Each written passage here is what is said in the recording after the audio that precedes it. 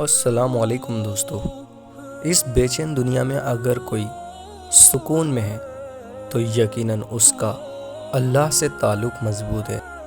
دوستو، اگر کم عمر میں تمہیں زیادہ پریشانی مل رہی ہو تو سمجھ جانا اللہ تمہیں زیادہ نوازنے والا ہے، اور صبر کریں۔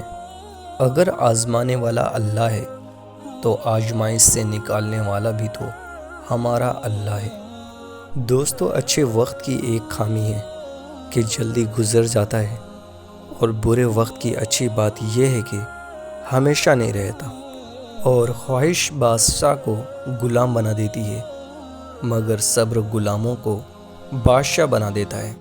دوستو، حقیقت تو یہ ہے کہ آپ کچھ بھی کر لیں، کوئی بھی قربانیاں دیں، یہ دنیا آپ کو تب تک چاہے گی جب تک آپ کا وقت اچھا ہو، اور دنیا میں آپ کا حقیقی مقام وہی ہے جس کا اظہار لوگ آپ کی غیر موجودگی میں کرتے ہیں۔ دوستو، بڑا غضب کا نظارہ ہے اس عجیب سی دنیا کا۔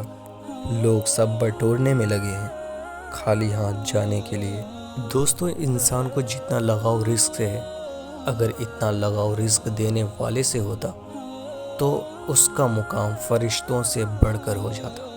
دوستو، اس چیز کا غم نہ کریں کہ آپ نے غلط انسان پر اپنی محبت ضائع کر دی ہے، کیونکہ اللہ تعالیٰ وہی محبت آپ کو صحیح انسان کے ذریعے واپس لوٹا دے گا۔